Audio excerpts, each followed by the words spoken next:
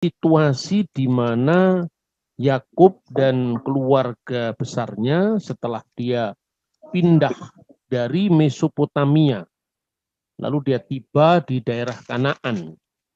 Dan disitulah sebetulnya terjadinya dinamika yang luar biasa di tempat itu, ya, karena bukan berarti konflik-konflik itu mereda, tetapi Tuhan mengajarkan kepada Yakub dan keluarganya peristiwa-peristiwa kehidupan yang penuh dengan kompetisi bahkan kekerasan yang dia alami sebelum maupun saat dia meninggalkan Mesopotamia dan dia berada di Sikem.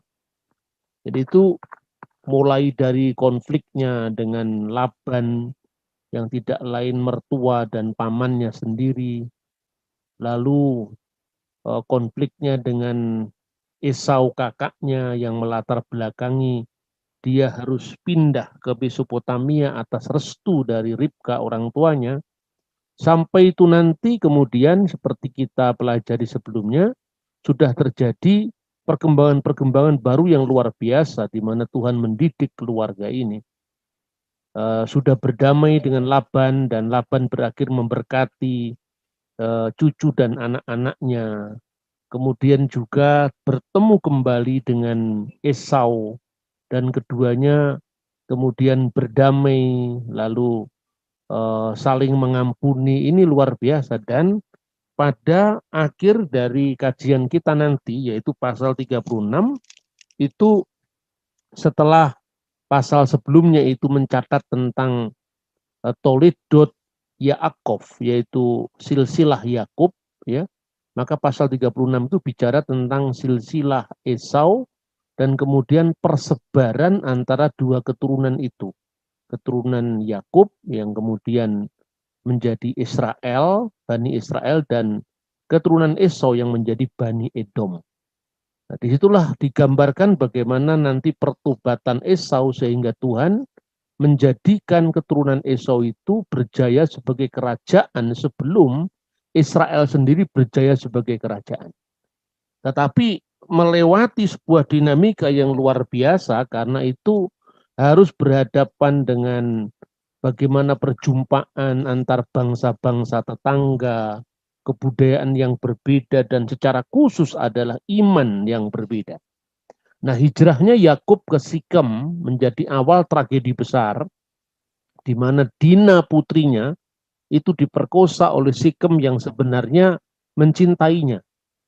Maka saya memberi judul pasal ini adalah antara cinta yang salah dan harga diri yang terkoyak sehingga melahirkan pembunuhan besar-besaran. Nah, cinta yang salah ya yang dilampiaskan dengan cara yang secara moral itu sangat mengoyak harga diri bangsa Israel, khususnya yang diwakili oleh anak-anak Yakub. Nah, kemudian padahal sebetulnya digambarkan dalam narasi ini, orang tua dari Sikem itu sebetulnya mendatangi Yakub, ya, Hemor namanya, lalu merundingkan perkawinan dengan anaknya antara Sikem dengan Dina, putri Yakub. Kemudian dalam Kejadian pasal 34 ayat 1 itu tidak disebutkan berapa umur Dina. Karena memang ini salah satu kesulitan di dalam apa namanya belajar Alkitab ya. Tetapi kalau kita secara cermat mengikuti angka-angka tahun, peristiwa-peristiwa, tentu dengan melihat background kebudayaannya, justru Alkitab itu adalah buku yang paling lengkap berbicara tentang sejarah yang dikemukakannya. Ya, meskipun pasal 34 ayat 1 itu dia bicara tentang umur Dina, tetapi bisa diperkirakan seperti ini. Mereka meninggalkan Haran, ya, usianya kira-kira usia Dina kira-kira 5 atau 6 tahun. Dengan hitungan bagaimana? Sebab Dina itu dilahirkan sebagai putra ke-6 dari Lea. Putri ya, dia akan Israel jumlahnya 12 plus satu perempuan. Nah, dalam budaya patrilineal budaya Semitik secara khusus, perempuan memang tidak muncul dalam silsilah. Karena itu sekalipun Ismail punya anak yang namanya Mahalat atau Basmat, tetapi tidak muncul dalam silsilah. Begitu juga 12 suku Israel, sekalipun ada anak perempuan yang namanya Dina, tapi tidak muncul dalam silsilah. Mengapa? Karena dalam budaya Timur Tengah kuno, sampai hari ini bahkan, anak laki-laki itu adalah meneruskan marga dari keluarga itu. Maka sampai hari ini, ibu atau bapak itu disebut dengan anak laki-laki sulung yang pertama. Misalnya, Presiden Mahmud Abbas di Palestina, itu disebut Abu Mazen, karena anak sulungnya namanya Mazen. Misalnya seperti itu. Bu Safa misalnya, karena anak sulung kami namanya Akhen, dia disebut Ummu Akhen. Sekalipun mungkin orang memiliki anak pertama itu adalah perempuan, tetapi yang disebut selalu anaknya laki-laki. Ini adalah merupakan barometer kebudayaan Timur Tengah. Makanya pada tulah yang ke-10 itu anak-anak sulung mati. Karena kesulungan itu adalah meneruskan generasi. Nah ini kalau dipahami menurut budaya barat yang tidak ketemu. Makanya banyak orang-orang yang sebetulnya tidak mengerti apa-apa, membaca teks Alkitab secara salah. Lalu kemudian menyerang. Nah ya seperti ini harus diampuni, tetapi juga didoakan supaya otaknya di-upgrade lagi, supaya dia bisa berpikir secara benar ya. Kemudian karena dia umur sekitar 5-6 tahun tadi, dihitungnya bagaimana? Dina lahir adalah anak dari Lea yang ke-6. Nah, sedangkan Yakub tinggal di Haran itu 20 tahun. 7 tahun plus 7 tahun 14, dia bekerja 6 tahun lagi sehingga 20 tahun. Nah, maka bisa dikira-kira anak yang lahir dari urutan ke-6 itu kira-kira memerlukan waktu berapa tahun. Maka kira-kira bisa diperkirakan ketika dia meninggalkan Mesopotamia itu 6 tahun, ya kira-kira usianya 15 sampai 16 tahun. Nah, ketika Hemor merundingkan rencana perkawinan antara Sikem dengan Dina yang sudah dicemarinya, anak laki-laki Yakub mengajukan syarat bahwa Sikem harus disunat. Kejadian pasal 234 ayat 13 sampai 17. Karena sunat adalah perjanjian Abraham dengan Tuhan. Dan Hemor pun setuju. Bahkan dia memberikan memberikan ruang yang seluas-luasnya untuk bangsa Israel, ya artinya keturunan Yakub itu untuk tinggal di tempatnya. Jadi Hemor ayah Sikem pergi mendapatkan Yakub untuk berbicara dengan dia. Ini ayat 9. Ayat 6. Sementara itu anak-anak Yakub pulang dari Padang, dan sesudah mendengar peristiwa itu orang-orang ini sakit hati dan sangat marah karena Sikem telah berbuat noda di antara orang-orang Israel dengan memperkosa anak perempuan Yakub, sebab yang demikian itu tidak patut dilakukan. Jadi ini antara cinta yang salah dengan harga diri yang terkoyak. Berbicaralah Hemor kepada mereka itu. Hati Sikem anakku mengingini anakmu. Kiranya kamu memberikan dia kepadanya sebagai istrinya. Dan biarlah kita mengambil, berikanlah gadis-gadis kamu kepada kami, dan ambillah gadis-gadis kami. Tinggallah pada kami, negeri ini terbuka untuk kamu, tinggallah di sini, jalanilah negeri ini dengan bebas dan menetaplah di sini. Lalu Sikem berkata kepada ayah anak itu dan berkata kepada kakak-kakaknya, biarlah kiranya aku mendapat kasihmu. Aku akan memberikan kepadamu apa yang kamu minta. Walaupun kamu bebankan kepadaku uang jujuran dan uang mahar, seberapa banyak pun aku akan memberikan apa yang kamu minta, tetapi berikanlah gadis itu kepadaku sebagai istriku. Ini kan sebetulnya memang dilandasi oleh cinta. dilandasi benar-benar dia ingin bertanggung jawab untuk calon mempelainya tadi. Nah, tapi kemudian antara cinta yang salah dengan harga diri yang terkoyak tadi ternyata dalam peristiwa ini tidak bisa didamaikan. Nah, yang berikutnya itu ada unsur iman, di mana pada teks ini dia mengatakan bahwa syaratnya ayat 15, kami dapat menyetujui permintaanmu, kamu harus sama seperti kami. Nah, itu soal keagamaan dan kebudayaan. Yaitu setiap laki-laki di antara kamu harus disunat. Barulah kami akan memberikan gadis-gadis kami kepada kamu dan mengambil gadis-gadis kamu. Maka kami akan tinggal padamu dan kita akan menjadi satu bangsa. Nah, ini sebetulnya hatinya masih membara, dia marah kan. Kemudian apa yang terjadi? Syarat yang diajukan anak-anak Yakub meskipun itu tipu muslihat, ya disetujui dalam kemarahan karena kehormatan harga diri yang terkoyak tadi. Pada hari ketiga ketika semua laki-laki disunat sesuai dengan kesepakatan mereka dalam keadaan mereka masih sakit karena penyunatan tadi, seluruh anak-anak laki-laki di tempat itu atau di wilayah itu, anak-anak Yakub membunuh Hemor, Sikem dan semua laki-laki dan menjarah harta mereka. Ini di Alkitab nggak pernah ditutup-tutupi, nggak pernah sekalipun. Makanya konsep kenabian itu harus dikelirkan dulu, sebab kalau ini dibaca dalam konteks dan kacamata Muslim, wah masa Nabi kok seperti ini kan, seperti itu.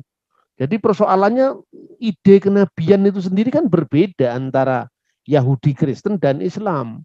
Nah itu harus clear ya, kalau dalam Islam itu digambarkan bahwa Lot itu nabi, padahal dalam iman Kristen Lot bukan nabi. Nah seperti ini harus clear. Nah kemudian salah satu dari wilayah yang netral itu adalah wilayah sejarah dan arkeologi. Jadi satu contoh ya misalnya, banyak tulisan-tulisan polemik yang menyerang Alkitab.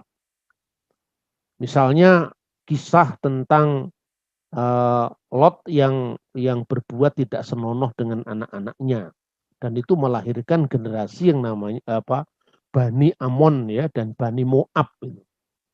Kemudian itu kan menjadi satu-satunya data sejarah tentang Yordan sebetulnya. Tidak ada data sejarah yang begitu runut seperti kitab suci. Nah, sekarang pertanyaannya, ketika kitab suci ini ditolak, Alkitab dalam ini ditolak, dihina atau dilecehkan, bagaimana kita bisa menulis sejarah sekarang? Karena ada sejarah umum yang mana? Misalnya ada prasasti yang ditemukan di Yordan, iya. Tapi itu kan fragmentaristik, terpisah-pisah, tidak utuh. Merangkainya bagaimana? Merangkainya dengan Alkitab juga. Makanya kalau Bapak Ibu pergi ke Yordan, tanyalah kepada para guide-guide di sana itu. Salah satu sekolah turisme itu yang dibaca adalah Alkitab, sekalipun dia bukan orang Kristen. Ini contoh, karena apa? Tanpa kitab suci yang urut seperti kita ya Alkitab ini, yang kronologi seperti Alkitab, kita tidak membuat kronologi sejarah. Nah, itu yang terjadi misalnya khususnya di Timur Tengah. Nah, tapi yang terjadi kan Alkitab itu dituduh palsu, kemudian hal-hal yang tidak diketahui dipaksa menurut pola pikirnya dia kan itu kan. Nah, misalnya orang tidak sadar seperti yang kemarin kita bahas, bagaimana istri seorang nabi yaitu Yakub mencuri terafim ayahnya. Padahal terafim itu disebut Elohai, ilah-ilahku. Bagaimana ini bisa dipahami? Ya, kan situasinya beda, itu kejadian kira-kira tahun 1800 sebelum Masehi mau dipahami sekarang. Padahal terafim itu tidak hanya dalam makna berhala keluarga, memang unsur itu ada, tetapi lebih daripada itu yang dipikirkan Rahel bukan itu sebetulnya. Yang dipikirkan Rahel adalah bagaimana dia menjamin kehidupan suaminya, hak-hak suaminya, karena adik-adiknya yang laki-laki mulai tidak aman karena kehadiran suami Rahel di situ. Karena terafim itu adalah bukti kepemilikan pada zaman kuno. Nah, kemarin kita membahas kalau dalam mata uang Majapahit misalnya ada gambarnya Dewa Siwa, toh itu orang-orang Muslim di pesisir yang datang itu kan pasti pakai mata uang Majapahit. Bukan berarti orang non-Hindu itu menyembah Dewa Siwa kan, waktu itu mata uang. Seperti itu kira-kira. Nah, itu salah satu kendala di dalam kita tidak bisa melakukan dialog yang baik kalau memaksakan paradigma yang seperti ini. Dan bukan hanya dialog yang baik, tapi ini benar-benar sesuatu yang tidak saintifik, tidak ilmiah.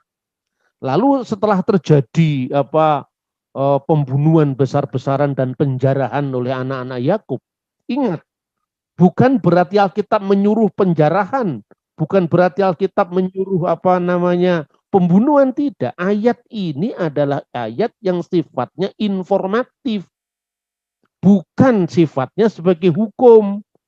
Tidak pernah dikatakan bahwa setiap ayat dalam Alkitab itu dijadikan hukum, tidak ada. Itu informatif karena memuat informasi sejarah. Nah, bagaimana sikap Yakub sendiri itu akan tampak. Kamu telah mencelakai aku. Ayat 30. Dan membusukkan namaku kepada penduduk negeri ini. Di ayat informasi berikutnya Yakub mengatakan kekuatan kita ini tidak sebanding dengan kekuatan besar mereka. Bagaimana resikonya yang harus dialami dengan perbuatanmu ini. Nah, kemudian mengapa, jawabannya apa dari anak-anak Yakub? Mengapa adik kita diperlakukannya sebagai seorang perempuan sundal? Jawab mereka, Tuhan turun tangan, Yakub diperintahkan ke Betel. Jadi sekalipun manusia itu penuh kelemahan, ya, tetapi ternyata providensia Allah, pemeliharaan Allah itu selalu terjadi dalam sepanjang abad apabila manusia itu menyeru kepadanya. Di situ dengan segala kelemahan dan kelebihannya, sosok Yakub ini dipresentasikan di dalam kisah yang begitu menarik dalam kitab suci ini. Nah, kemudian Yakub diperintahkan ke Betel untuk mendirikan mezbah bagi Allah. Pada ini mulai dari pasal berikutnya ya. Allah berfirman kepada Yakub, bersiaplah, pergilah ke Betel. Tinggallah di situ dan buatlah di situ mezbah bagi Allah yang telah menampakkan diri kepadamu ketika engkau lari dari Esau kakakmu. Tuhan memberikan pelajaran. Seperti dahulu kamu lari dari Esau kakakmu dan aku tetap menyertai engkau. Sekarang kamu akan mengalami masa bahaya yang sama bahkan lebih daripada itu karena berhadapan dengan bangsa asing yang tidak kamu kenal. Tetapi kamu harus taat, tinggalkanlah tempat ini, ya, kata yang disebut bersiaplah, pergilah ke Betel. Itu sebetulnya vinakumah, bangunlah, ya. Vina eleh Betel, dan pergilah ke Betel. Dan kemudian dirikanlah mezbah Lael bagi Elohim, bagi Allah. Marilah bangun dan pergi ke Betel. Aku akan membuat mezbah di situ bagi Allah. Ini tekadnya Yakub, ya. Kemudian apa yang harus diperintahkan Tuhan ketika Yakub memberi dirinya untuk taat kepada Tuhan dan mendirikan Betel di sana. Di situ sebetulnya ada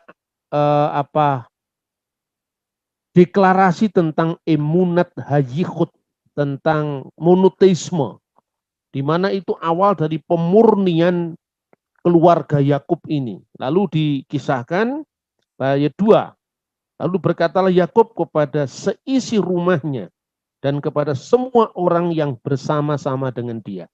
Jadi dia memerintahkan sebagai seorang pemimpin dari keluarga itu bukan untuk dirinya sendiri, tetapi juga untuk keluarganya.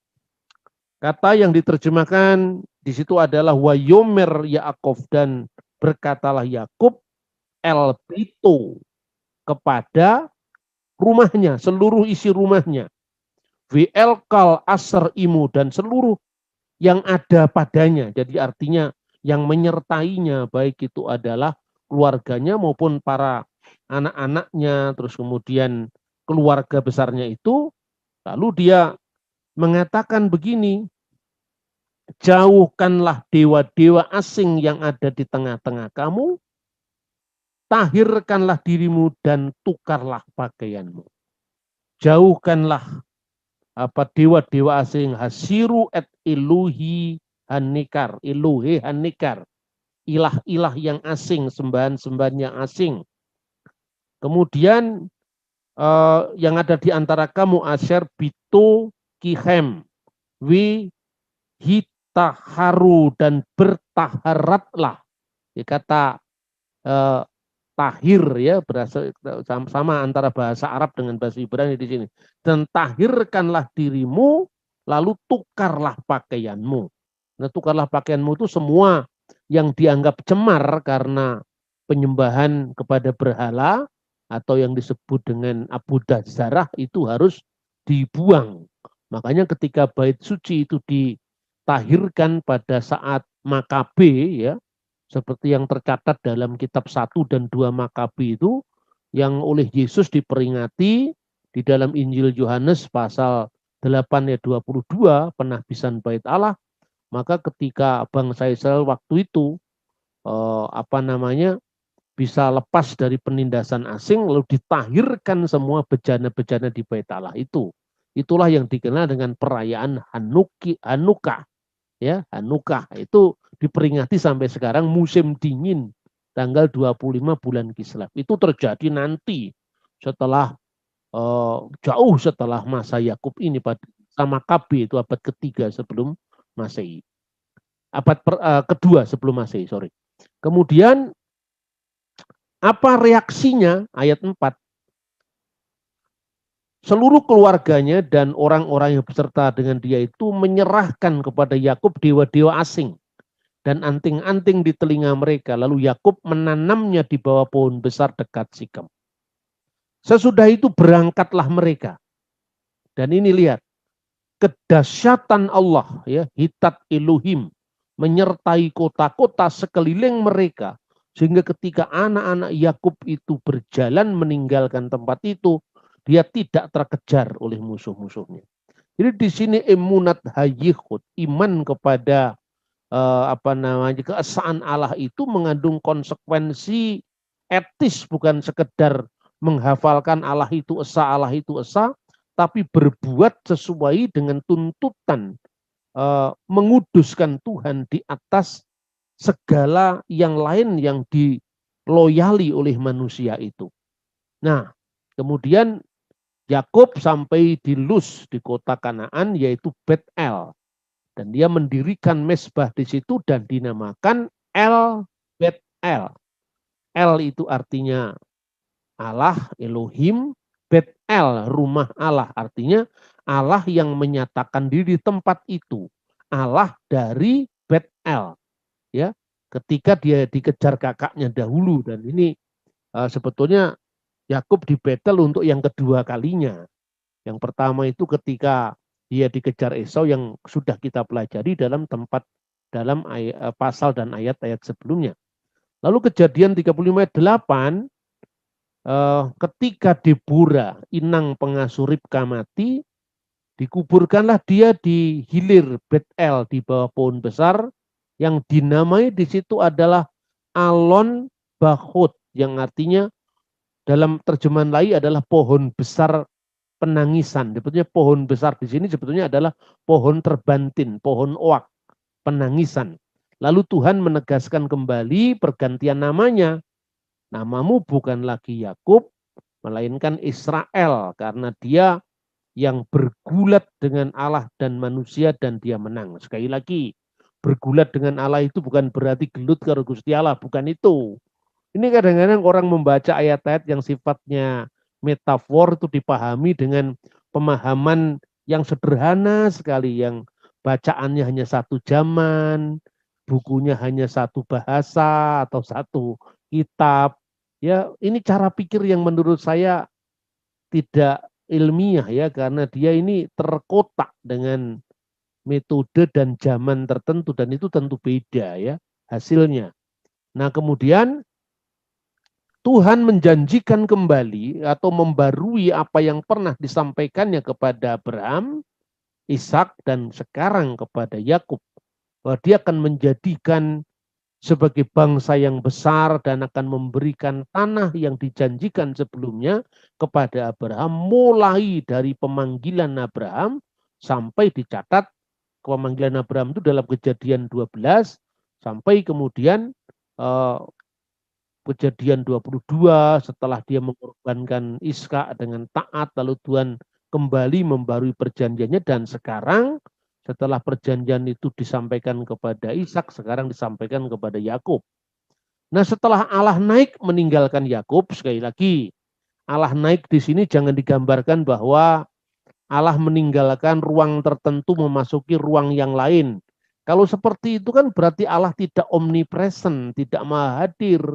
Jadi sekali-kali bertobatlah dengan membayangkan Tuhan seperti Pak D kita, seperti orang-orang sekeliling kita. Itu pola pikir yang menurut saya ya memang tidak bisa sederhana. Ya, hal seperti ini kan bisa membedakan antara satu Tuhan dengan satu benda. Maka naiklah Allah artinya pernyataan Allah itu selesai kepada Yakub, dan Yakub tidak bertemu lagi secara pengalaman dengan Tuhan itu karena sudah dirasa cukup. Tuhan naik meninggalkan Yakub, maka Yakub kemudian mendirikan tugu di tempat itu, pilar di tempat itu, tugu batu, lalu menaikkan kurban curahan dan menuangkan minyak di atasnya. Tempat itu dinamainya Bet-El, rumah Tuhan atau rumah Allah. Nah, saudara-saudara, kemudian episodenya itu dilanjutkan ya dengan kelahiran Benyamin. Nah, itu disebutkan di dalam mulai dari ayat 15 ya, mulai dari 15. Mulai dari ayat 16. Sesudah itu berangkatlah mereka dari Bet-El. Ketika mereka tidak berapa jauh lagi dari Efrata, bersalinlah Rahel. Dan bersalinlah itu sangat sukar. Persalinan itu sangat sukar. Sedang ia sangat sukar bersalin, berkatalah bidan kepadanya, janganlah takut, sekali ini pun anak laki-laki yang kau dapat. Dan ketika ia hendak mengembuskan nafas, sebab ia mati kemudian, diberikannya nama Ben-Oni kepada anak itu, tetapi ayahnya menamakan Ben-Yamin. Jadi Rahel melahirkan Benyamin, dia wafat di perjalanan itu. Ketika itu kemudian dia sebelum wafat itu, sebelum menghembuskan nafas terakhir, dia menyebutnya putra kesakitanku, Ben-Oni, putra kesusahanku. Namun Yakub memanggil dengan Ben-Yamin. Yamin itu artinya kanan. Bahasa Ibrani, bahasa Aramaik, bahasa Arab itu sama. Yamin itu kanan. Ya, kalau duduk di sebelah kanan, ya misalnya Yesus duduk di sebelah kanan Allah itu, ya sekali lagi jangan dibayangkan di surga ada 2 kursi. Ya ini juga kadang-kadang itu hal-hal yang paling sederhana. Orang Kristen pun itu kadang-kadang bingung. Nah, ini yang salah siapa sebetulnya? Padahal itu kan teologi standar yang semestinya harus dipahami oleh semua jemaat. Jadi duduk di sebelah kanan Allah itu bukan berarti di surga ada 2 kursi. Lah kemudian ketika Allah duduk di sebelah kiri, Yesus di sebelah kanan, bayangannya seperti itu. Kayak nonton bioskop, bukan seperti itu. Ya, karena bait Allah itu menghadap ke timur, istana Daud itu ada di sebelah kanan, ruangan Maha Kudus yang adalah representasi kehadiran ilahi. Maka duduk di sebelah kanan artinya kamu akan menjadi raja kekal di takhta yang kekal ini untuk selamanya. Nah, kata Yamin itu artinya tangan kanan, perkenan, prioritas. Maka Benyamin artinya anak yang yang diprioritaskan, anak dari tangan kanan. Kalau kiri itu Yasar atau ya Simal, dan itu gambaran tentang yang tidak diperkenan. Sebagai perbandingan, kalau di dalam Al-Quran itu pada akhir zaman ada umat yang tidak diperkenan Tuhan disebut sebagai ashabul yasar atau ashabus simal, yaitu golongan kiri, menerima kitab sebelah kiri, itu dihisapkan neraka karena kakean dosa. Tapi satunya ashabul yamin, golongan kanan. Itu juga perumpamaan. Jadi kadang-kadang ketika orang itu memahami teks agama yang berbeda, kitab sucinya sendiri tidak dipahami, tapi nyerang kitab suci orang lain itu loh. Yang seperti ini saya harus bicara terus terang. Ini bukan, saya sama sekali tidak pernah nyerang agama lain, tetapi ketika iman Kristen disalahpahami harus ada hak jawab. Tetapi juga kadang-kadang salahnya Kristen sendiri, wong imannya terlalu apa ya, terlalu instan itu loh. Jadi orang tidak kemudian tidak mampu untuk mempertanggungjawabkan kepada orang lain. Rahel kemudian dikuburkan di sisi jalan Efrata, yaitu Bethlehem. Yakub mendirikan tugu di atas kuburnya, ya. Jadi ungkapan itulah tugu kubur Rahel sampai sekarang. Membuktikan ini kan zamannya Musa ditulis ya. Pada sampai zaman Musa itu tempat itu dikenal luas oleh masyarakat. Jadi tempat di mana Rahel itu dikuburkan dan juga Yakub memberikan penanda tugu di atas kubur itu dikenal sampai zaman Musa. Nah, itulah yang sekarang ini kemudian di apa namanya Bethlehem, yaitu ini kuburannya sekarang ini. Di atasnya itu ada menorah ya, kaki Dian bercabang 7 itu, lalu ada kubah itu. Ini kira-kira masa Turki itu diperbaiki ya. Kemudian disebut Kever Rahel. Kever Rahel itu kubur Rahel, bahasa Arabnya kubur Rahel. Nah, tempat itu zaman Musa dikenal. Artinya sampai hari ini, sampai Musa menulis itu, dikenal luas oleh masyarakat. Nah, pertanyaannya, mengapa Yakub menguburkan Rahel di sisi jalan Efrata, bukan di Hebron, tempat di mana bapa leluhurnya berkumpul? Nah, ini kita sudah memasuki tradisi Yahudi ini. Penafsiran orang Yahudi, kita selalu membandingkan seperti itu supaya kekristenan tidak kehilangan juga akar bahasa asli, meskipun harus dibandingkan ya, tafsir Yahudi itu Yahudi dari abad keberapa gitu ya. Seperti itu kira-kira. Tapi paling tidak kita bisa membandingkan. Menurut tradisi Yahudi, Yakub telah menubuatkan kehancuran Baitul Maqdis, Bet Hamikdas, bahasa Ibraninya Baitul Maqdis, bahasa Arab, pada tahun 432 sebelum Masehi. Dan Bani Israel dibuang ke Babel. Nah, itu menurut tafsiran Yahudi ini.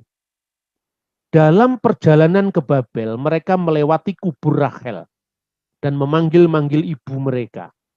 Jadi seolah-olah Bani Israel itu lapor kepada orang tuanya yang dimakamkan di situ. Lihatlah penderitaan kami, lihatlah penderitaan kami, gitu kira-kira. Maka ditulis oleh Nabi Yeremia, nah, karena konteksnya memang itu ya, dengar di Rama, kini kota Ramalah, Ramalah itu ibu kota Palestina sekarang, ada ratap tangis, Rahel menangisi anak-anaknya, dan seterusnya. Lalu Tuhan berfirman, cegahlah suaramu dari menangis, dan matamu dari air mata, sebab jerih payah ayahmu ada ganjaran. Intinya, seperti disebutkan dalam ayat 17, masih ada hari depan. Itu digambarkan dengan sangat haru sekali.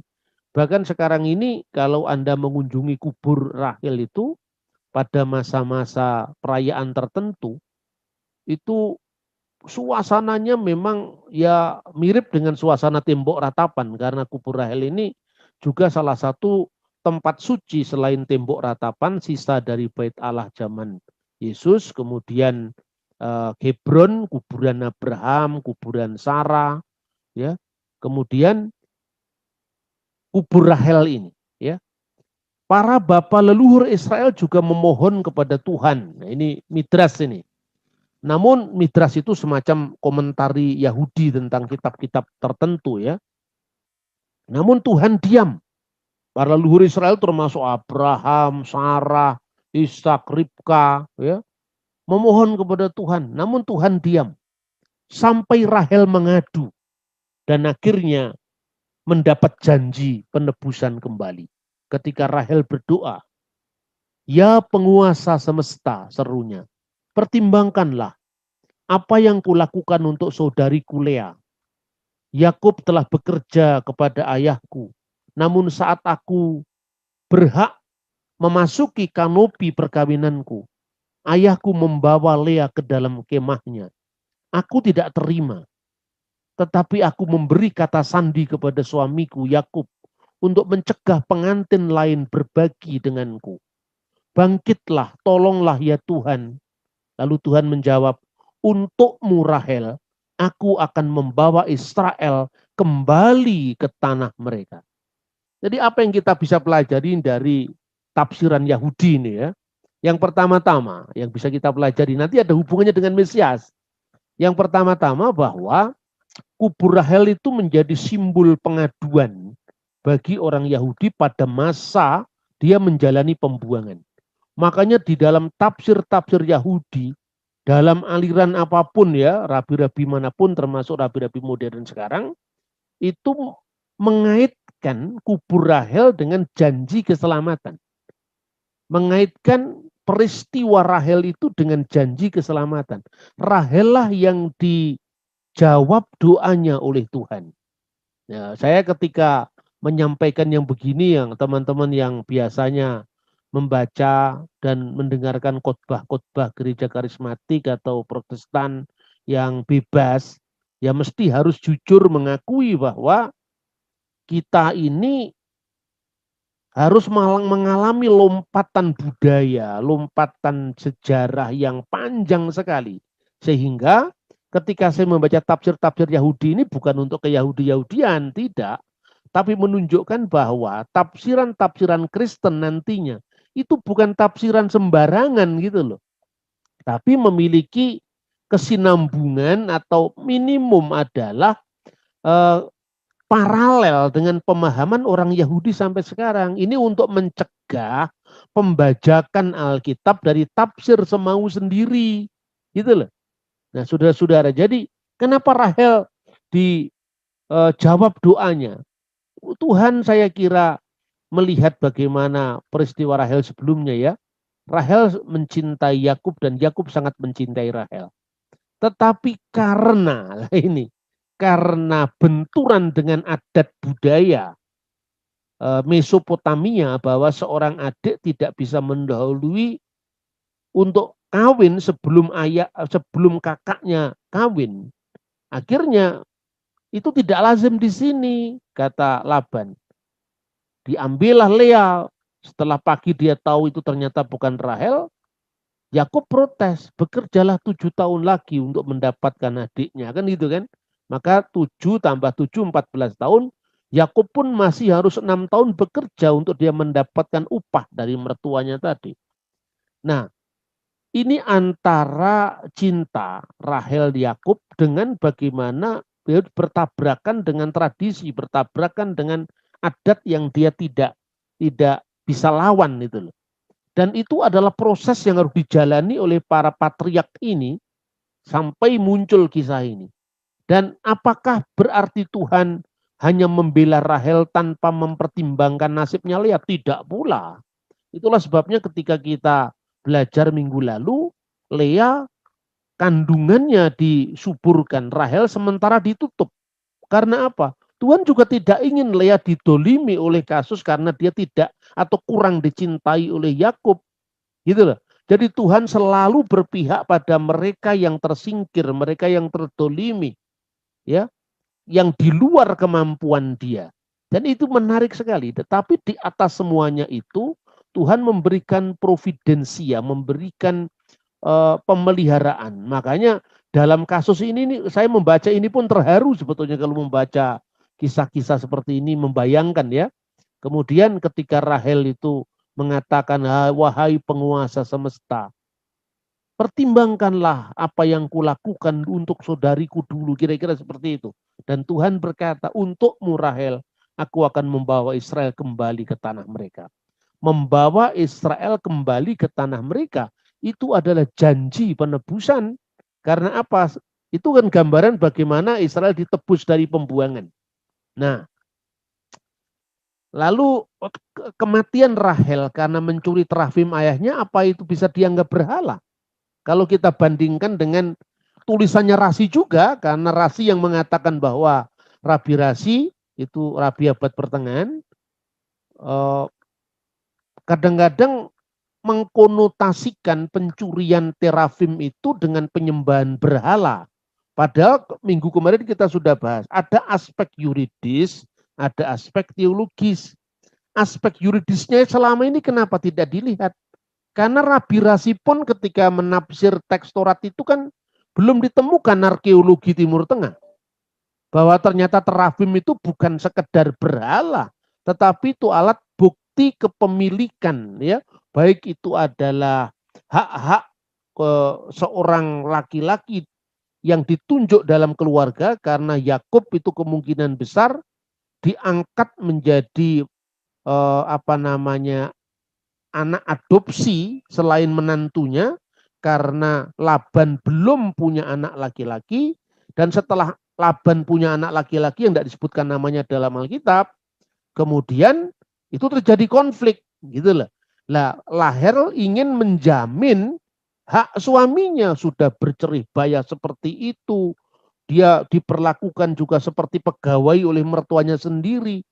Lalu enak saja itu adik-adik saya yang muncul hanya karena dia laki-laki, kemudian harus menukar semua hak suami saya. Diambillah terafim itu. Karena terafim itu menurut prasasti-prasasti yang ditemukan sejaman dengan Nabi Yakub itu merupakan alat bukti di pengadilan. Siapa yang memegang terafim itu, maka dia akan memenangkan perkara. Nah, oleh karena itu, ya kalau terafim itu dipahami sebagai berhala, ya itu separuh lah. Ya, bukan sepenuhnya. Karena terbukti apa? Dalam tulisan-tulisan yang lain itu, Rahel doanya dijawab dan janji penebusan diberikan, ya. Dan kemudian memang Rabi Rasi menafsirkan itu sebagai kutukan Yakub, karena ketika ini kita kilas balik ya, pasal 31 yang kemarin kita bahas, silahkan kamu geledah tempat saya, kira-kira seperti itu kalau bahasa bebasnya. Tetapi pada siapa engkau menemui dewa-dewamu itu, kata Yakub kepada Laban, janganlah ia hidup lagi. Kalau seandainya memang dewa-dewamu itu dibawa oleh aku atau keluargaku, jangan ia hidup lagi. Yakub tidak tahu bahwa Rahel yang mencuri terafim itu. Kan gitu kan? Nah, ini oleh Rabi Rasi atau banyak juga penafsir-penafsir Kristen yang menganggap bahwa matinya Rahel karena kutukan itu tadi. Gitu loh. Ya, mungkin saja tafsiran itu ada benernya lah, tapi soal kasih Tuhan kepada Rahel, janji penebusan kepadanya, fakta-fakta hukum sejaman itu yang menunjukkan bahwa mungkin motivasi Rahel bukan lagi itu adalah dewa-dewa yang mungkin bagi Laban itu ya yuridis maupun teologis, ya dewa-dewa maupun itu adalah harta atau kondisi atau kedudukan sesuai dengan fungsi terafim. Tetapi bagi Lea mungkin itu hanya fungsi yuridisnya yang diambil. Dan Alkitab juga tidak mengatakan bahwa terafimnya diserahkan. Yang diserahkan adalah anting-anting kan, gitu loh. Jadi saya memandang ya, meskipun sebetulnya perbedaan seperti ini bukan perbedaan yang terlalu apa ya, menyangkut tentang misalnya perbedaan kalau kita baca Trinitas itu mutlak kalau itu. Karena itu adalah ajaran Bapak Gereja yang tidak pernah putus dari masa ke masa. Tapi kalau soal begini itu kita boleh agak longgar lah. Tapi artinya lebih memaknai konteks yang sebenarnya bukan semua buku kitab suci itu semua persoalan teologi saja. Ada persoalan hukum, ada persoalan sosial yang harus dibedah. Jadi terafim tidak hanya bermakna teologis sebagai berhala, sekalipun fungsinya bisa seperti itu. Tetapi juga hukum kepemilikan. Jadi Rahel bukan dikutuk, buktinya doanya dijawab. Dan karena penderitaannya orang Yahudi dan Kristen menghubungkan dengan kedatangan Mesias. Lukas mengaitkan dengan pembunuhan anak-anak di Bethlehem ketika Mesias datang, yaitu Yesus. Yahudi mengaitkan dengan Migdal Eder sebagai makbulnya doa atau terkabulnya doa Rahel. Israel akan kembali dari pembuangan Babel atas pimpinan sang Raja Mesias. Kan begitu kan? Jadi Raja Mesias selalu membebaskan dari penindasan, dari perbudakan. Nah, menariknya ketika Bar Kokhba itu seorang pemimpin pergerakan Yahudi, nasionalis Yahudi pada abad kedua, ya, itu kemudian memimpin pergerakan melawan tentara Roma, itu oleh Rabi Akiba dilantik dia jadi Mesias. Nah, makanya kemudian perang Yahudi bahkan dia sempat mencapai kedaulatan hanya beberapa saat yang singkat. Maka kemudian Bar Kokhba itu, ini kita abad pertama kita bicara ini, kemudian dia menerbitkan mata uang Bar Kokhba itu, lalu dia juga menghidupkan kembali tulisan Ibrani yang dikenal dengan Paleo Hebrew. Kenapa? Untuk mengenang kejayaan Raja Daud. Jadi Raja Daud kan itu nulisnya pakai bahasa Ibrani, hurufnya namanya Paleo Hebrew. Jadi seperti kita ngomong begini bukan sekedar tuh kira-kira, enggak, ini ada prasastinya itu. Misalnya nama Raja Daud muncul dalam prasasti Teldan. Ada ungkapan Bet David, ya itu ada hurufnya Bet, bujuknya seperti apa, ya huruf yodnya seperti apa. Itu kan bisa dibandingkan antara prasasti Teldan dengan huruf Ibrani sekarang. Lalu ada juga misalnya prasasti kalender Geser, itu kira-kira dari zaman Salomo. Sehingga ini bukan sekedar keyakinan, tetapi ini benar-benar bisa dibuktikan secara historis. Ya, tetapi ayahnya menamainya Benyamin. Demikian Rahel mati. Saya ulang lagi bacaan ini. Lalu dikuburkannya di sisi jalan ke Efrata, yaitu Bethlehem. Ini kejadian, kitab Kejadian. Pasal 35 ayat 18 dan ayat 19. Perhatikan hubungan antara Benyamin dan Efrata, Bethlehem. Tetapi pada masa Nabi Yosua nanti ketika pembagian tanah-tanah pusaka setelah zaman Musa, itu jauh kemudian setelah setelah zaman Yakub, ya, ini sudah setelah zaman Yakub, setelah Musa mati. Kemudian zaman Yosua kan dibagi tanah-tanah pusaka untuk 12 suku. Nah, Benyamin mendapatkan bukan di wilayah Bethlehem, tapi di wilayah yang sekarang itu Ramalah itu. Nah, padahal kuburannya Rahel ada di wilayah Bethlehem. Maka bagaimana kalau kita tidak paham kedua kejadian ini, orang akan mempertentangkan antara Kejadian 35 ayat 18 dan 19 dengan 1 Samuel pasal 10 ayat 2. Di dekat kubur Rahel di daerah Benyamin di Selsah. Lah, mana sekarang? Kuburan Rahel itu di wilayah tanah pusaka yang diberikan kepada Benyamin di Selsah itu kira-kira 15 kilometer kalau sekarang, ya, di sebelah utara Yerusalem. Jadi itulah yang namanya kota Ramallah sekarang, ibu kota Palestina. Nah, sementara kuburannya Rahel itu di Bethlehem. Bagaimana mendamaikan ini? Jadi di daerah Benyamin atau di daerah Yehuda, karena Bethlehem itu menjadi pusaka bagi Yehuda. Di mana ini? Jadi begini, 1 Samuel pasal 10 bisa diartikan, sekarang mereka berada di dekat kubur Rahel.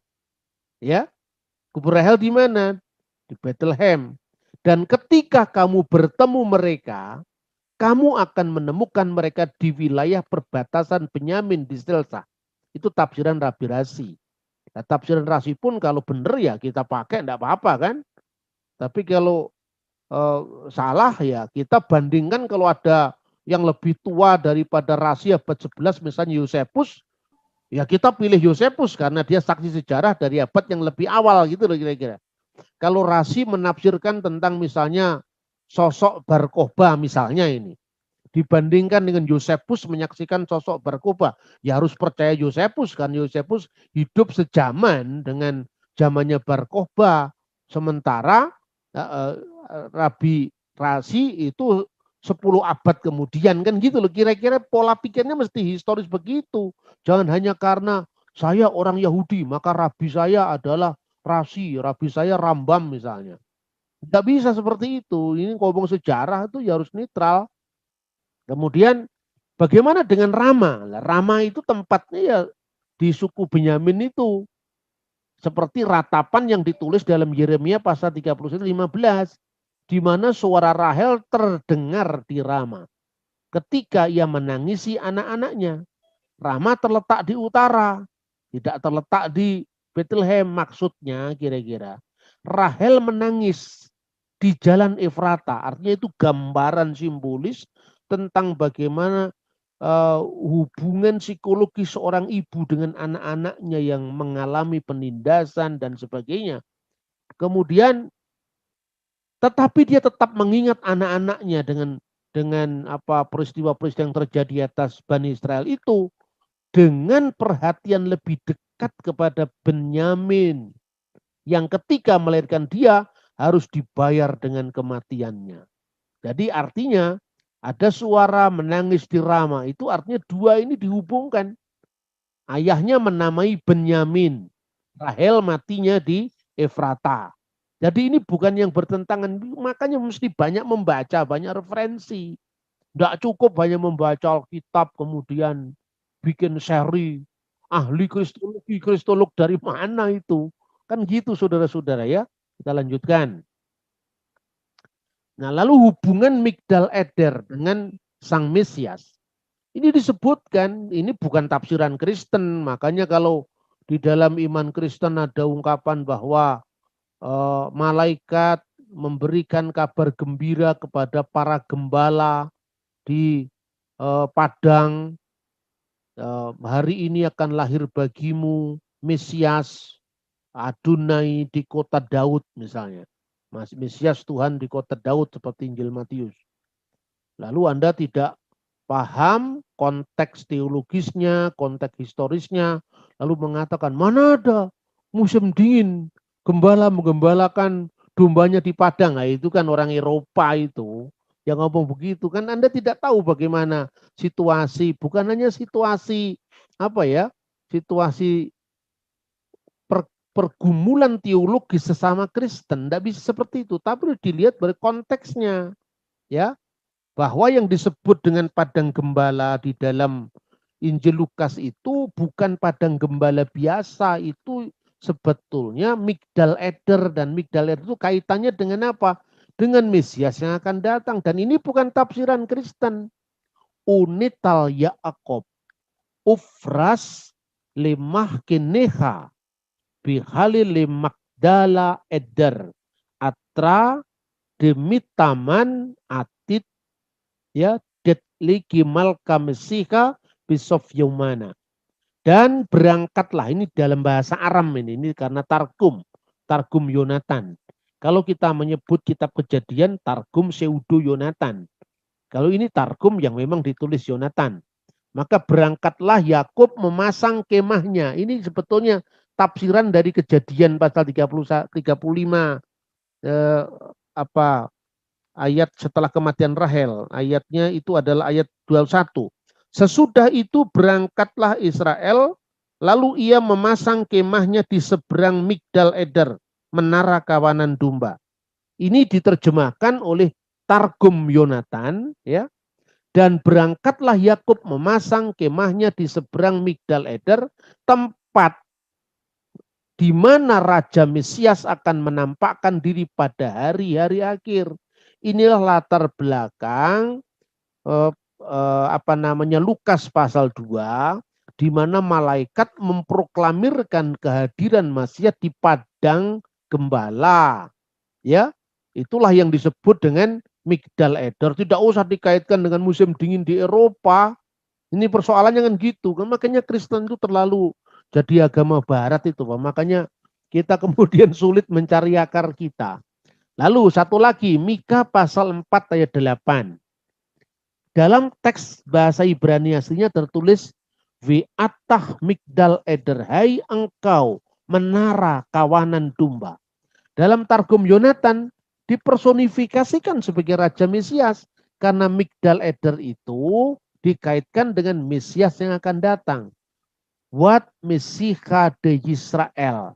Artinya, wahai sang Mesias Israel. Jadi migdal eder itu dipersonifikasikan sebagai Mesias Israel karena tempat itu Mesias akan hadir. Dan kaitannya apa? Kaitannya itu tadi ketika mereka berangkat ke pembuangan, melewati kubur Rahel, dia memanggil-manggil ibunya orang Israel itu. Dan ibunya menangis, suaranya terdengar di Rama. Kenapa? Karena dia ingat akan anak-anaknya, secara khusus Benyamin yang tinggal di wilayahnya ada di wilayah Rama tadi. Nah, berdasarkan harapan mesianik yang sama, maka sang Mesias akan menyatakan dirinya di menara kawanan domba. Sehingga Lukas pasal 2 ayat 8 sampai 20 memberitakan pewartaan malaikat akan lahirnya juru selamat sang Mesias Tuhan di kota Daud. Demikian pula pengaitan erat tangisan Rahel atas pembuangan Israel di Babel dan harapan penebusan kedatangan Mesias dalam Matius pasal 2 ayat 16 sampai 18 dikaitkan dengan pembunuhan anak-anak di bawah umur 2 tahun di Bethlehem oleh Herodes Agung dengan maksud menghalangi kedatangnya Raja Yahudi, mencerminkan pola pikir Yahudi yang sama. Jadi kalau sekarang ini kan banyak orang yang kemudian tidak mengerti mengait-mengaitnya tafsir dan sejarah dan arkeologinya. Kemudian orang mengatakan ini Kristen membaca kitabnya Yahudi. Kristen itu ya Yahudi. Enggak ada Kristen membaca kitabnya Yahudi. Kristen itu bagian dari Yudaisme. Karena apa? Di situ ada Saduki, ada Parisi, ada Nosrim atau Nesarim atau Nasrani. Itu sebutan orang Yahudi tentang pengikut Yesus orang Nazaret. Ada Eseni, ada Selot, ada Saduki, ada Parisi, dan di situ ada Nasrani. Maka Kristen adalah bagian dari Yudaisme. Wong murid-muridnya Yesus juga 12 rasul itu Yahudi semua. Kan gitu kan? Nah, tapi kemudian Yahudi yang sekarang ini, maka jangan minder dengan Yahudi-Yahudi sekarang ini. Ini yang disebut Yahudi Rabbinik, itu pengembangan kemudian dari abad kedua pasca runtuhnya Bait Allah. Kan begitu kan? Maka mengembangkan sikap tersendiri yang kemudian salah satunya reaksi terhadap Kristen gitu loh. Nah, makanya Mesias tidak ada itu Mesias yang adalah Tuhan. Ya memang abad kedua tidak ada karena mereka menolak Yesus. Tapi coba lihat naskah Qumran. Naskah Qumran kan lebih tua daripada Yahudi sekarang ini. Naskah Qumran dengan jelas dalam banyak naskahnya. Mesias itu adalah anak Allah. Bereh di el Yitamar ubar Elyon Yikroneh. Misalnya naskah di gua keempat. Mereka akan menyebutnya dengan anak Allah. Mereka akan memanggilnya dengan anak Allah yang maha tinggi. Lah itu persis dengan Lukas pasal 1 ya 35. 36 gitu loh. Jadi memahami kita mesti memahami secara historis. Lalu kaitannya dengan pembunuhan anak-anak dengan nubuat Yeremia tentang Rahel menangisi anak-anaknya. Dikait-kaitkan sama orang Kristen dengan Yesus. Lah apa Yeremia juga tidak mengkait-kaitkan tentang pembuangan Babel dengan tangisan Rahel di Efrata.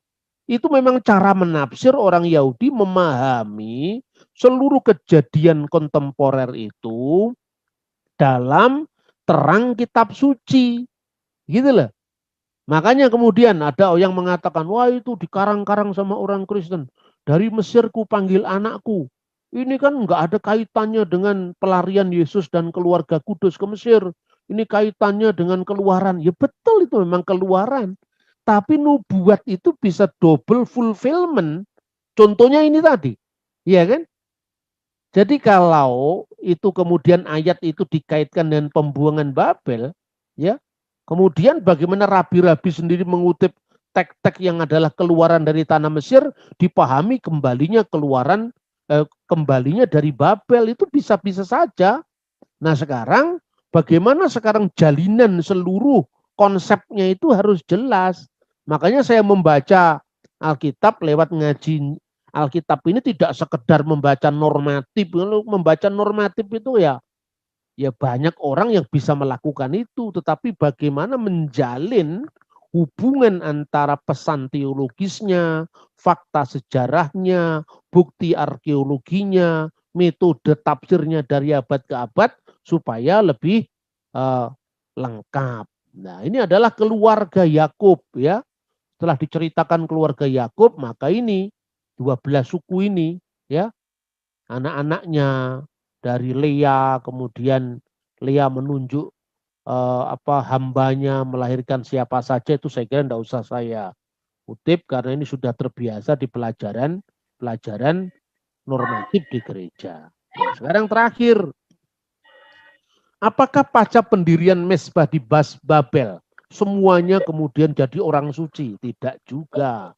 Dosa belum berhenti. Ruben anak Yakub dari Lea tidur dengan Bilha hamba ayahnya. Wah, ini lagi heboh. Tapi ini bukan ayat yang sifatnya disuruh nyontoh kita, tidak. Ini adalah rekaman peristiwa apa adanya. Bahwa kehidupan yang penuh dengan dinamika antara dosa dengan kebaikan ilahi. Kalau dalam istilah Yahudi, pertarungan sengit antara Yetzer Hara dan Yetzer Hatop, kehendak baik dan kehendak buruk dalam diri manusia terus berlangsung. Nah, sedikit saja kita lengah dari penyerahan diri kepada Tuhan, maka kita bisa jatuh.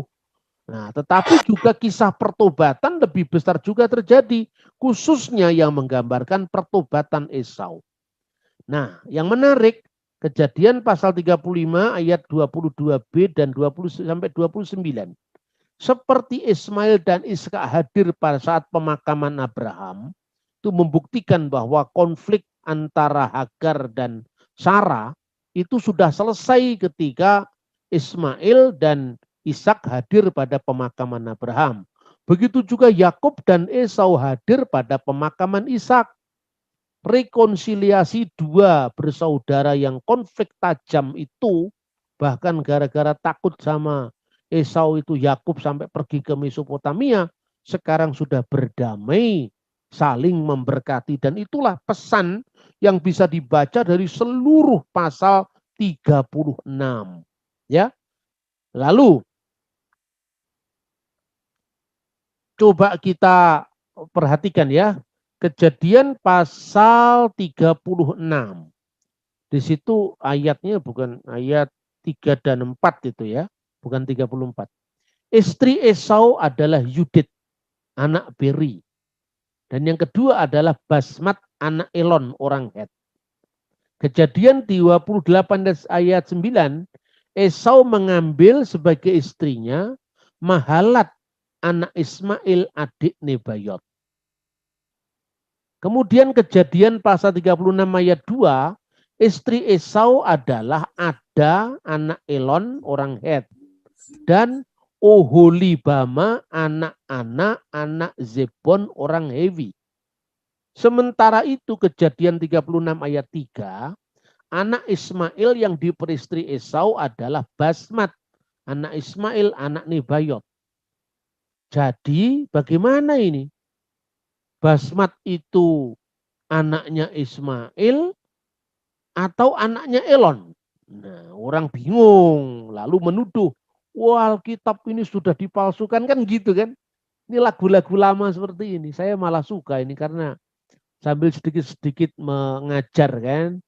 Ya kalau awam ya jangan keterlaluan lah, nanti ditertawakan ayam nanti. Kan gitu, saudara. Perhatikan sekarang ya.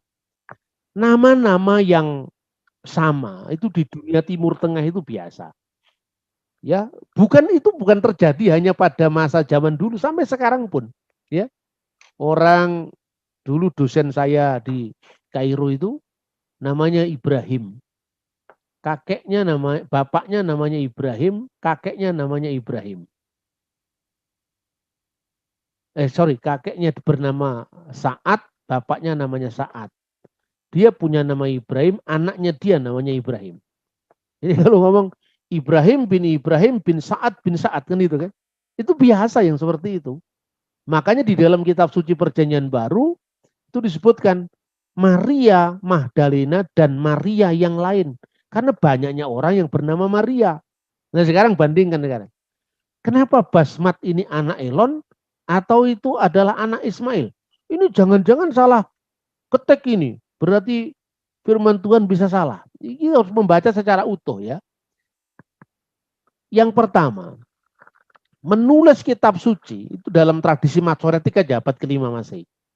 Itu begitu satu huruf keliru, itu seluruh halaman itu harus dibuang, harus dihapus. Dari nol lagi dia nulis. Itu menunjukkan bahwa tradisi penulisan kitab suci itu sangat seksama. Makanya itu sampai dihitung apa huruf-hurufnya. Itu kalau dalam tradisi Masoretik. Ya sekalipun ada naskah yang lebih tua, yaitu naskah Qumran, yang memakai misalnya matriks leksionis yang menentukan huruf-huruf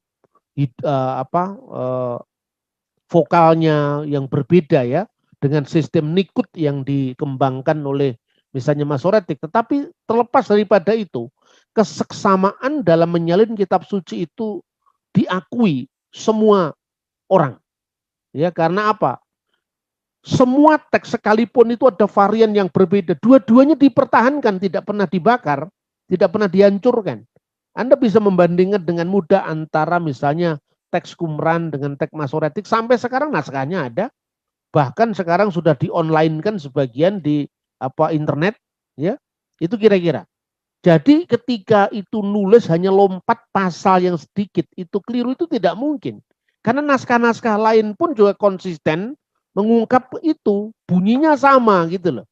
Jadi jangan memakai terjemahan sebagai standar tuduhan, itu salah.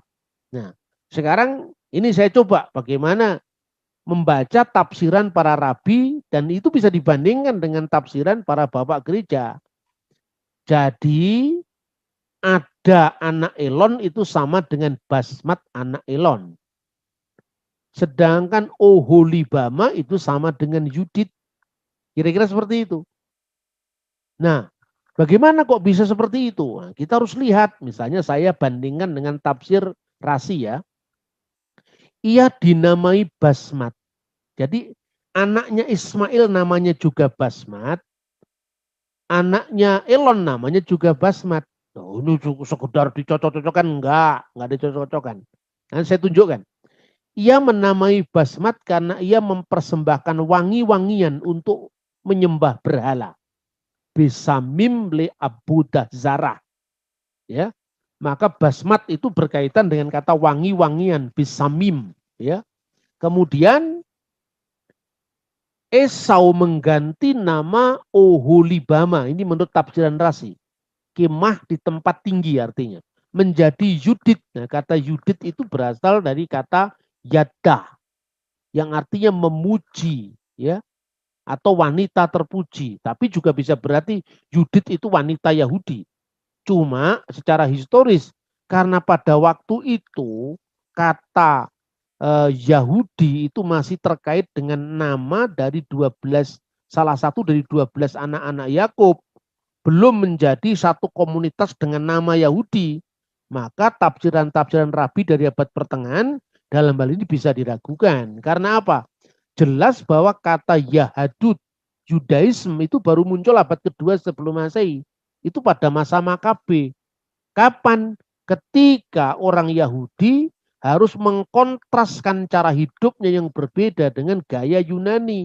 Maka ada Helenisme, ada Yudaisme gitu loh. Nah, pada zamannya Yakub sendiri nama Yudaisme belum ada. Ya cuman adanya Yehuda itu anaknya Yakub itu saja. Nah, kalau kita membaca tafsiran-tafsiran Yahudi modern, seolah-olah nama Yahudi itu sudah ada, Yudaisme itu sudah ada pada zaman anak-anak Yakub itu kan melihat sejarah sebelumnya dalam konteks pada zamannya. Itu mirip sekali kalau ada orang yang mengatakan bahwa semua nabi itu agamanya Islam, itu prasastinya mana? Tunjukkan satu prasasti aja, enggak usah jauh-jauh. Sedangkan ada prasasti apa namanya Hidusaka Haumasaka pada kuburan Raja Darius ya abad ke-3 sebelum Masehi ya, 3 sebelum Masehi. Artinya di situ apa?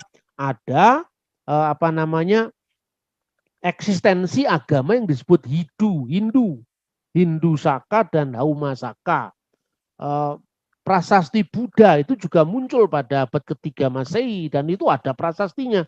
Kalau memang waktu itu ada zamannya Ibrahim ada agama namanya Yahudi atau apa namanya Kristen ya pasti ada prasastinya atau misalnya pada zaman Ibrahim ada agama namanya Islam itu tidak masuk akal lah sama dengan tidak masuk akalnya ketika Yahudi dipahami sebagai Yudaisme padahal itu baru menjadi nama dari anak-anak Yakub itu mesti lihat perkembangan runutnya. Tapi kalau konteksnya Yudit itu dipahami sebagai yadah, ucapan syukur, pujian, ya masuk akal. Karena apa? Pertobatan Esau ditunjukkan dengan penolakannya atas Abu Dazarah. Ini menurut tafsiran Razi. Kalau yang ini bisa diterima. Begitu juga Esau memanggil Basmat anak Ismail. Namanya sama dengan Basmat anak Elon. Dengan Mahalat. Karena ketika Esau menikahinya dosa-dosanya telah diampuni. Nama Mahalat dari akar kata yang berarti pengampunan. Maka kalau di dalam tafsiran misalnya Agada Sefer Samuel ya, Selusah Mohelim 3 pengampunan ya, Selusah itu 3, Mohelim itu akarnya sama dengan mahalat ya, menjadi proselyt 1. Menjadi Yahudi, artinya berperilaku hidup seperti orang Israel, proselyt. Apakah itu masuk akal? Ada dicontohkan tadi kan. Zamannya Yakub ketika Hemor yang melamarkan untuk anaknya Sikem karena dia sudah mencemari Dina, kakak-kakaknya Dina bicara apa? Kamu harus disunat seperti kami. Berarti di sini ada upaya proselitisme dari zaman bapak-bapak leluhur. Kan begitu. Makanya dari Selosah Mohelim itu salah satunya hidup dengan cara yang sama dengan Yudaisme. Atau Yudaisme itu sebutan kemudian. Hidup dengan cara orang Israel, yaitu kitan atau sunat. Yang kedua, dia menaikkan standar kehidupannya dengan pertobatan, keagungan moral. Dan yang ketiga, dengan dia menikah dengan putra Ismail itu berarti dia sudah mengalami pengampunan itu tadi. Makanya anak yang dulu namanya Basmat, wangi-wangian, sama dengan anaknya Elon juga namanya wangi-wangian, itu dinamakan dengan Mahalat. Dan tradisi pergantian nama itu muncul dalam seluruh kitab suci. Misalnya Abram jadi Abraham, Sarai menjadi Sarah, Yakub menjadi Israel, kan begitu kan? Makanya Basmat menjadi Mahalat. Jadi ini bukan ayat-ayat yang dianggap pertentangan. Nah, pada bacaan-bacaan selanjutnya setelah dia menceritakan tentang syair ya, bagaimana Yakub itu punya keturunan menjadi cikal bakal yang tinggal di wilayah Seir, kemudian raja-raja Edom itu keturunan dari Esau, itu kemudian diceritakan bahwa mereka sudah berjaya sebagai kerajaan sebelum orang Israel sendiri berjaya sebagai kerajaan. Itu lihat bagaimana kasih Tuhan terhadap orang yang benar-benar melakukan pertobatan dalam hidupnya. Jadi kisah ini sangat menarik antara Yakub dengan Laban, Yakub dengan Esau, dan kiranya apa yang kita pelajari ini menjadi berkat bagi kita semua untuk